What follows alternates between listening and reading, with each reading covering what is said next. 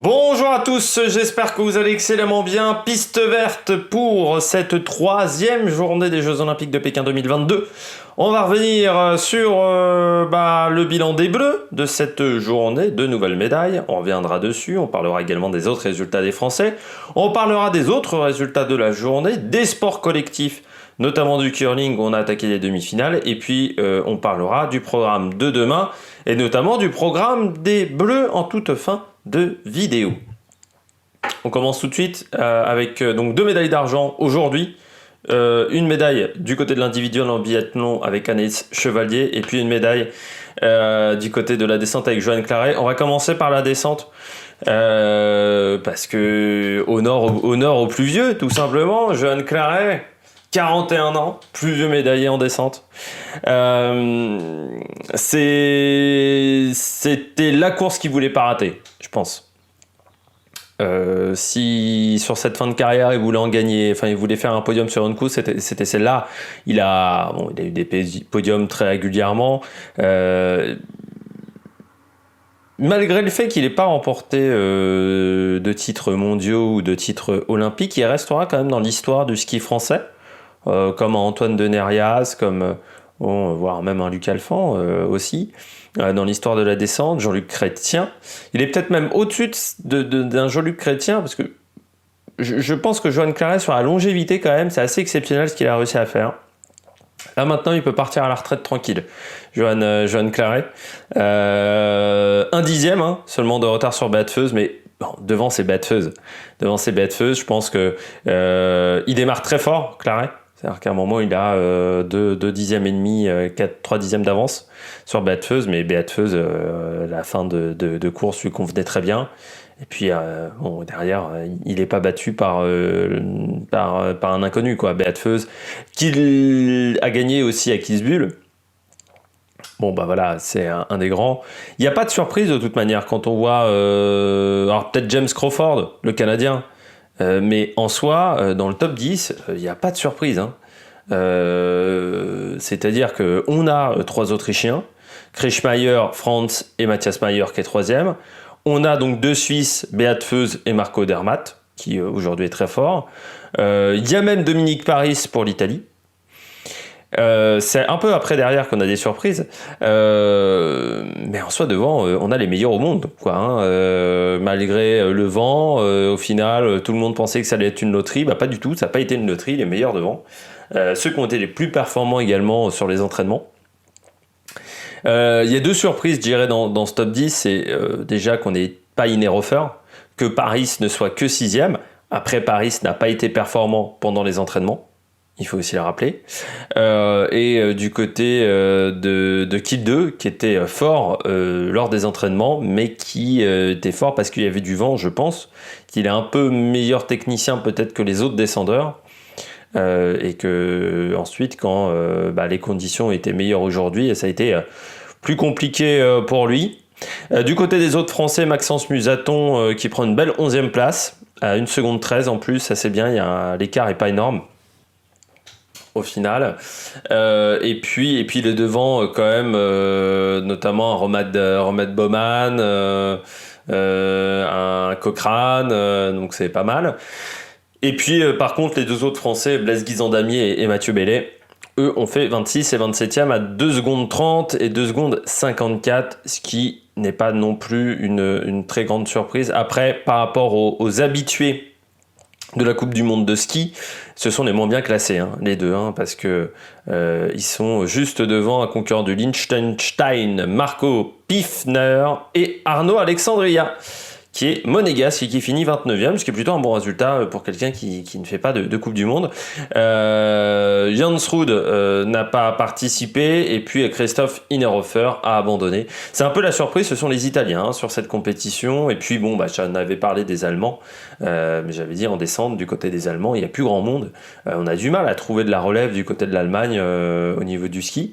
De toute manière, ces Jeux Olympiques d'hiver, pour le moment pour les Allemands, c'est pas la folie en termes de nombre de médailles. C'est pas si incroyable que ça en termes de rendement. On continue donc avec le biathlon. Autre médaille pour Anaïs Chevalier, deuxième médaille pour Anaïs Chevalier, deuxième médaille en argent.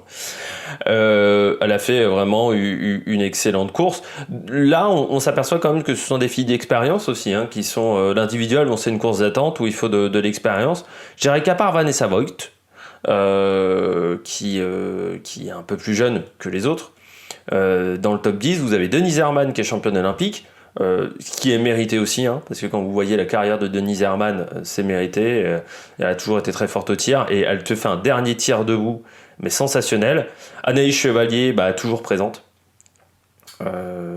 Voilà, toujours présente. Alors, il n'y a jamais eu de titre, on va dire, mondiaux olympiques, mais elle est toujours là, Anaïs Chevalier. Voilà, deuxième, 9 secondes 4. Et puis, Marthe Holzboe-Reuseland, troisième. Dommage du côté de Reuseland, c'est son premier tir couché. Hein. L'erreur qu'elle commet, alors qu'il y avait peu de vent aujourd'hui, les conditions étaient vraiment très bonnes, hein, pour le biathlon. Il y avait même un peu plus de glisse.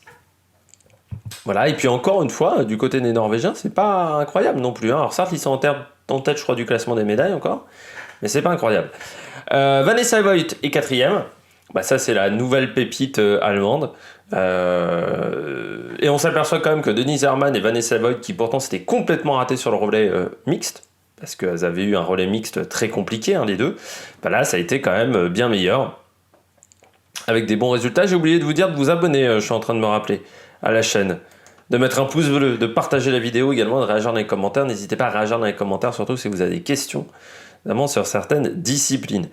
Mais du côté de Vanessa Voigt, donc quatrième, là aussi, hein, Libekavak 5, Davidova 6, Erwin 7, Tendrevold 8, Retsova, peut-être un peu plus surprenante de l'avoir dans le top 10, et puis Dzima, dixième, l'Ukrainienne, en sachant que pour être devant, il fallait faire une faute. J'avais dit que ça allait être une course dure, du fait quand même qu'on est sur un terrain qui est difficile, et même si les conditions étaient meilleures qu'hier, enfin que sur le relais mix surtout, qui avait lieu samedi, c'était quand même des conditions difficiles pour les biathlètes. Ça veut dire que demain, avec une erreur, la course n'est absolument pas perdue. C'est important de s'en rappeler. Du côté des autres françaises, ça a été un peu plus compliqué. Julia Simon finit 21e à 2 minutes 56 avec 4 erreurs. C'est dommage parce qu'elle fait un très bon début de course, Julia Simon, et elle a surtout craqué sur le dernier tir debout. On vous remarquerez quand même que ça fait 2 fois qu'elle est moins performante sur le debout que sur le couché. Avant, c'était vraiment le couché, hein. On en avait parlé plusieurs fois, qui était son point faible. Là, ça a l'air d'être le debout. Donc, il y a un truc qui s'est enrayé dans la machine. Elle finit quand même devant Thierry Lekov, qui fait 5 fautes, qui finit quand même qu'à 2 minutes 57. Donc, c'est-à-dire qu'elle a vraiment charbonné sur les skis. Anaïs Bescon, 4 erreurs, finit 30e. C'est dommage du côté d'Anaïs Bescon. Je pense qu'il y avait... aujourd'hui, il y avait quelque chose à faire pour elle. Vraiment à une erreur, je pense qu'elle était vraiment capable d'être dans le top 10, donc c'est un petit peu décevant pour Anaïs Bescon. Et puis la grosse déception, c'est Justine Brezaz avec 5 erreurs, 40e, 4 minutes 57, toujours l'irrégularité de Justine Brezaz, qui elle est capable vraiment du meilleur parfois, et puis de faire des loupés phénoménaux. C'est démoralisant, je pense. Je pense pour ses supporters, ça doit être dur, parce que putain, il y a vraiment des résultats parfois où tu te dis, putain, là aujourd'hui, avec son temps de ski, parce qu'elle a fait un meilleur temps de ski que les premières, tu te dis qu'il y a quelque chose à faire, quoi. Putain, 5 erreurs, c'est pas normal. À ce niveau-là, aux Jeux Olympiques, c'est pas... Enfin, quand tu t'appelles Justine Brezaz, parce que t'es pas à tes premiers Jeux Olympiques non plus, c'est pas normal à un moment. On notera parmi les grosses déceptions, Anna Zola, 7 erreurs aujourd'hui. Je sais pas ce qui s'est passé. Elle a raté 3 et 2, donc 5 erreurs sur les 10 premiers tirs, puis 2 erreurs sur les 10 tirs suivants. Donc voilà, c'est pas une bonne journée pour elle. Là, je remonte un petit peu le classement, hein. Je regarde le classement par la fin. Parmi les mauvais résultats également, on a Dorothea Virer qui finit loin. Virer, elle finit 18e avec 3 erreurs. Là encore, du côté des Italiennes, toujours ça va pas fort. Vitozzi, elle aussi. Hein. Alors non, c'était San Filippo qui a fait 4. Il n'y avait pas Vitozzi aussi dans ce relais, où elle n'a pas fini peut-être Vitozzi. Si, elle a fini avec 8 erreurs, c'est bien ce que j'avais vu, qu'elle avait fait un 5 erreurs sur 5 sur le coucher. Ouais. Elle aurait même pu abandonner à ce moment-là, Vitozzi. Non, parce que quand tu fais autant de fautes sur le premier tir, tu sais que ta course est finie. Vitozzi, c'est incompréhensible cette année, quoi. Enfin, les Italiennes, parce que même Vireur, la saison est pas folle de Vireur. Hein. C'est quand même des filles qui étaient en tête, qui ont remporté les gros globes, qui ont quand même été très régulières et presque dominatrices à certains moments de la saison en 2020, en 2019, c'est cette année. Nulle part, ça me rappelle un petit peu Marie Dorin en passant en 2018, qui avait vécu vraiment une saison très difficile. Et les Jeux, c'était presque le moment où elle avait été le mieux. Alors je ne sais pas si c'est l'ambiance dans l'équipe italienne ou voilà, mais vraiment ils sont passés à côté, ou la préparation qui a été ratée. Je voulais noter également les Suédoises. Toujours pas ça sur les temps de ski, hein. Les Suédoises, ça a été un peu mieux sur les temps de ski, mais elles sont toujours pas dominatrices. Je trouve Elvira Huberg, Anna Huberg.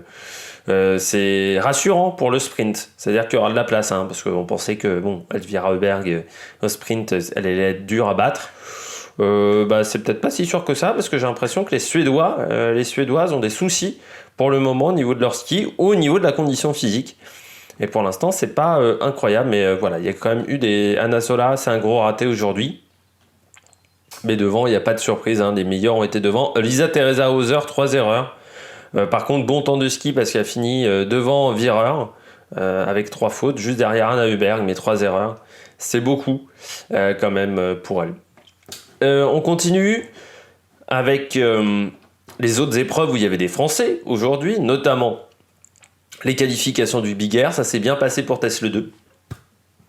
Deuxième score avec un 171 points, donc qualifié assez tranquillement, voilà, avec un 90-50 sur le premier saut, un 80-50 sur le deuxième, donc vraiment un très beau score. Faudra se méfier quand même de Megan Ullmann qui a fait 80 sur le premier saut et 91 sur le deuxième, donc vraiment un bon score du côté quand même de la française Tesla 2 qui fait, je rappelle, partie des favorites, pour cette épreuve.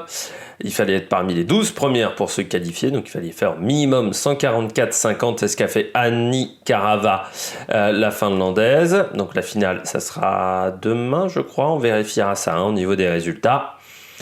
Et puis, il y avait également le ski alpin. Autre que la descente, il y avait le slalom aujourd'hui géant avec notamment Tessa Worley. Ça s'est pas très bien passé pour Tessa Worley qui a abandonné la course lors de sa deuxième descente.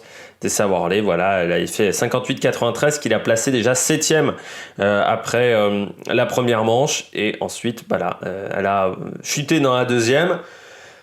Elle s'est fait un peu mal. Elle s'est fait un gros hématome lors de sa chute, donc on va voir comment ça va se remettre. Il y a 4 jours avant le Super G, donc voilà, pour retrouver un petit peu de confiance. C'est dommage parce que quand on voit les filles qu'il y a devant, c'est les habitués de la discipline. On a quand même une Michaela Schifrin qui a été éliminée, une Marta Bassino aussi, parmi les grands noms. On aurait pu s'attendre un petit peu mieux de ces concurrentes-là. On repasse aux filles de tête. Alors déjà du côté des autres françaises, ça s'est plutôt passé de manière correcte pour Coralie Frasse-Sombé et Clara Dierez. Surtout Coralie Frasse-Sombé qui fait une très belle deuxième manche, la française, parce qu'elle fait, je crois, le deuxième ou troisième temps de la deuxième manche. Donc vraiment, fait vraiment un très gros score en deuxième manche. Elle a vraiment fait un très bon résultat. Et puis Clara Dierez, 19e, à 3 secondes 64, mais quand même devant une Elena Courtoni, une Alexandra Taillet. Donc plutôt un bon résultat quand même pour la française. La surprise aussi, Petra Vlhova, seulement 14e. Mais bon, Petra Vlhova cette année, c'est pas incroyable. Et puis devant, victoire de Sarah Hector, enfin un titre pour Sarah Hector. On le sentait quand même que c'était cette année. Sarah Hector, c'est quand même une fille qui est présente depuis plus de 10 ans Et c'est une fille qui n'a jamais remporté de grand titre, c'est-à-dire qu'on en avait parlé même je crois dans un piste verte du début de saison, où j'avais dit que Sarah Hector, c'était toujours une fille qui était entre 7 et 10 ou 7 et 12, quasiment pendant toute la saison. Il lui manquait quelque chose, et on a senti au fur et à mesure de la maison qu'elle avait trouvé ce petit truc, notamment sur le slalom géant, et voilà, bon, c'est dommage qu'il n'y ait pas eu Tessa Worley sur ce podium, mais j'espère que Tessa Worley sera revancharde sur le Super G. Elle gagne Sarah Hector après une très grosse première manche devant Federica Brignone.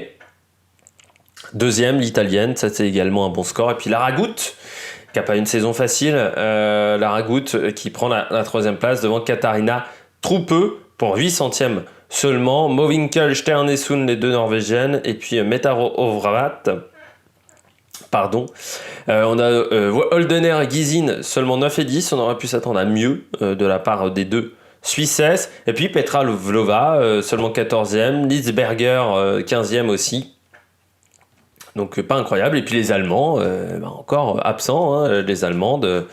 Sur cette épreuve, ça fait un peu beaucoup de mauvais résultats pour les Allemands depuis quelques temps. Et c'est pour ça qu'au niveau du classement des médailles, pour l'instant, les Allemands, c'est pas foufou. On continue et je termine avec la dernière épreuve où il y avait un Français. C'était le short track avec les quarts de finale. Il y avait Quentin Fercoq qui finit 3e et qui ne s'est pas qualifié dans son quart de finale numéro 2 avec le 1000 mètres a été très animé, hein. Jusqu'en finale on a eu énormément de pénalités et beaucoup de repêchés, et le problème c'est que les repêchés sont prioritaires sur les qualifiés au temps, donc je crois qu'il fait le meilleur temps des troisièmes. Le problème c'est qu'il y a eu tellement de repêchés à cause d'incidents que il est éliminé. C'est dommage pour Fercoq. Et en finale de cette épreuve, c'est un doublé chinois avec Ren Ziwei devant Li Wenlong, et la Hongrie sauve l'honneur avec Shaohang Liu.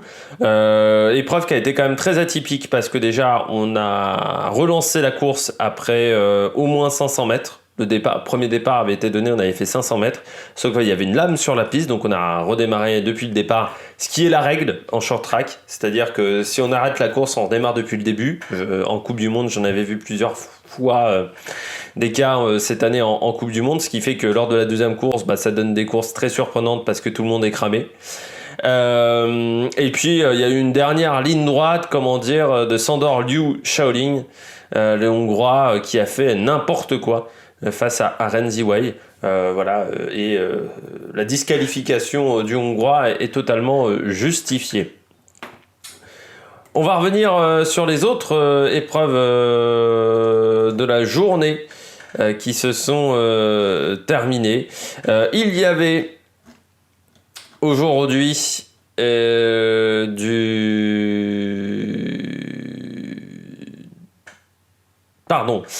slopestyle homme, où il y avait la finale du slopestyle homme. Voilà, on va commencer avec les médailles.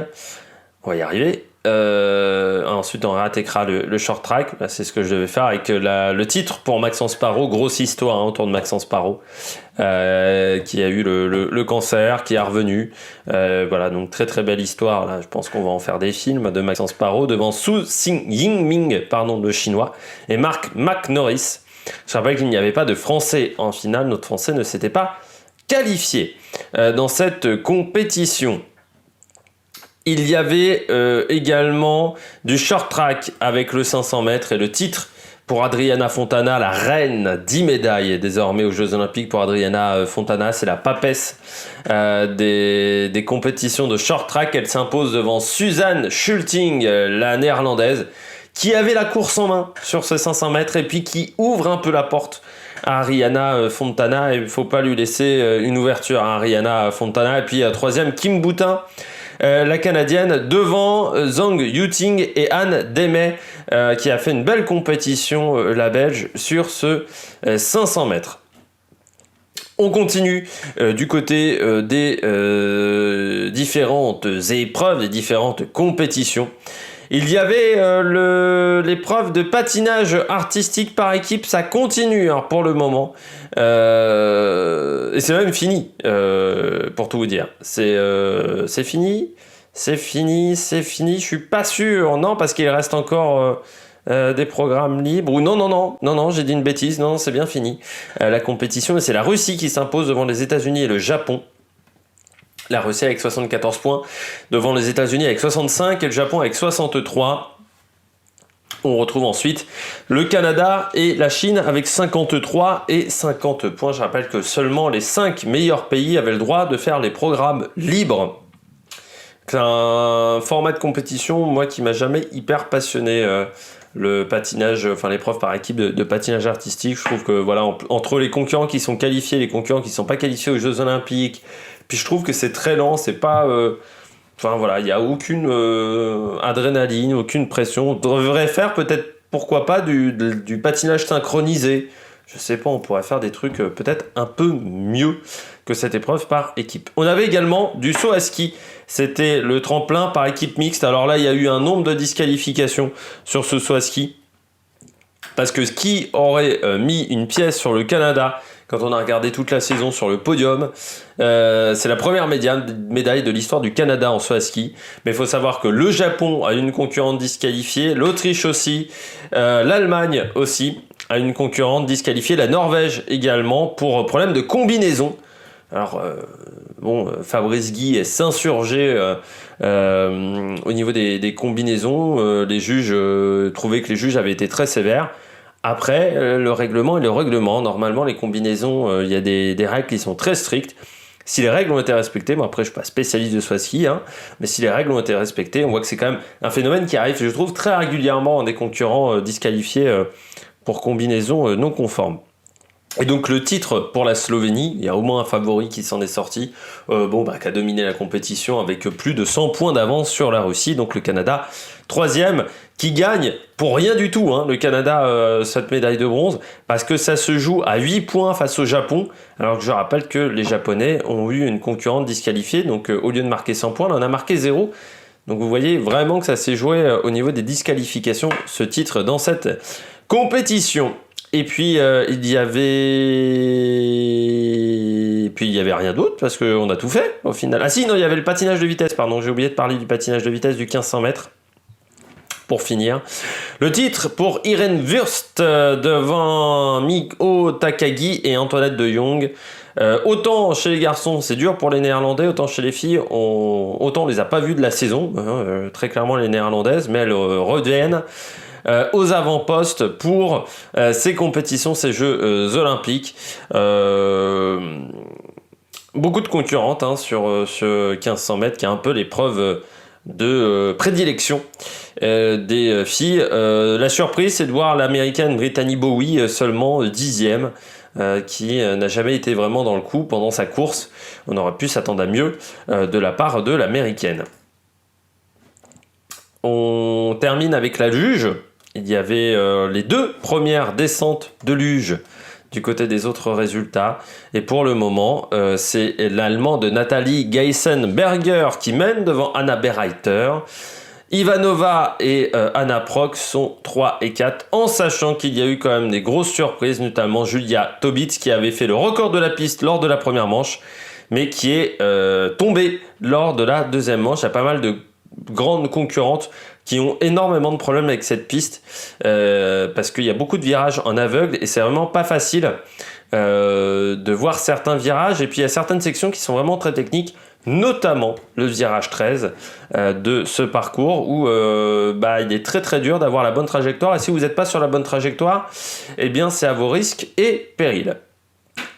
On a tout fait du côté de ces compétitions du jour. On continue avec les sports collectifs désormais. Alors, il y a encore 2 compétitions qui sont en cours. Je vais vous donner les résultats tout de suite, mais on va commencer par le curling. On a attaqué les demi-finales du curling. Victoire assez facile de l'Italie en double mixte sur la Suède 8-1 et victoire de la Norvège, beaucoup plus difficile sur la Grande-Bretagne, 6-5, des petits rototos, je m'en excuse. Du côté du double mix, donc finale Italie-Norvège, en sachant que l'Italie a dominé la compétition jusqu'à maintenant, 0 défaite en 8 matchs. Je peux vous dire que j'ai eu des moments de la rencontre entre l'Italie et la Suède. Je peux dire que vraiment l'Italie a mis une branlée à la Suède. La Suède n'a jamais existé dans ce match. Alors les résultats, que je vous dise en direct, non, ça ne me les affiche toujours pas sur le hockey. Si, voilà, du côté du hockey, non, je ne sais pas si ça me met les résultats en direct. Si, j'ai ça également sur le site de France TV. Donc 2-1 pour la Suède sur la Chine et 2-1 sur la Suisse par rapport à la Finlande au niveau des classements. Les classements donc avant ce match-là. Le Canada est en tête devant les États-Unis, la Russie, la Finlande et la Suisse. Ça, c'est dans le groupe A. Et dans le groupe B, vous avez le Japon, la République tchèque, la Chine, le Danemark et la Suède avant les matchs à élimination directe. On aura encore des matchs demain, notamment USA, Canada et Japon, République tchèque. Ça sera demain, oui, le 8 février, donc ça sera demain, ces rencontres-là.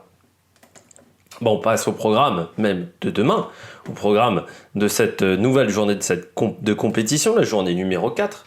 On aura le programme court masculin en patinage artistique, donc après les épreuves par équipe, on passe aux épreuves individuelles. Il y aura la finale du Big Air en ski acrobatique avec Tess Lede. On aura le snowboard avec le slalom géant parallèle.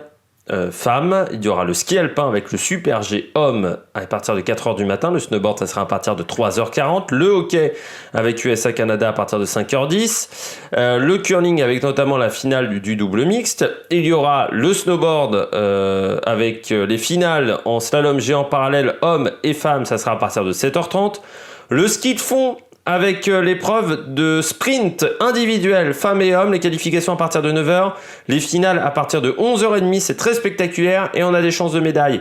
L'individuel, du côté des garçons en biathlon, ça sera à partir de 9h30, puis il y aura le 1500 mètres hommes en patinage de vitesse à partir de 11h30, les deux dernières courses en luge à partir de 12h50, la finale du double mixte en curling, ça sera à partir de 13h05, et puis hockey sur glace, Russie, Finlande à partir de 14h10, heure française. Du côté des Français qui seront sur les terrains demain, il y aura Kevin Emos qui sera sur le patinage artistique avec le programme court Adam Siao Imfa. Sur le site de Figaro, on me dit toujours qu'il est en partance pour cette compétition du patinage artistique individuel homme. On sait qu'il avait été cas positif, enfin voilà, qu'il avait des soucis avec la Covid. Donc on va voir comment il s'en sort. Tess le 2. Elle sera en finale du Big Air à partir de 3h du matin. Alexis Pinturo fera le Super G avec Nils Allègre, Blaise Guizandamier et Mathieu Bellé. Ça sera à partir de 4h du matin. Léna Quintin sera sur la qualification du sprint libre féminin à partir de 9h. 9h30 pour Simon Détieux, Quentin Fillon-Maillet, Fabien Claude et Émilien Jacquelin. Ça, c'est pour l'épreuve du 20 km. Renaud G, Richard Jouve, Lucas Chanava. Ça sera à partir de 9h50 pour les qualifications hommes du sprint libre. Et encore une fois, du côté des garçons, il y a vraiment des réelles chances de médailles, surtout avec Richard Jouve et Lucas Chanava, qui notamment avait fini juste derrière Klebe sur le dernier sprint de l'année. C'était du côté de l'Allemagne, du côté du Tour de ski. J'espère que vous avez aimé cette vidéo. Si vous avez aimé cette vidéo, n'hésitez pas à mettre un pouce bleu, à réagir dans les commentaires, à partager la vidéo sur les réseaux sociaux également. Et puis nous, on se retrouve pour de nouvelles aventures et pour la prochaine journée de compétition. Allez, ciao ciao sur l'Amérique Production.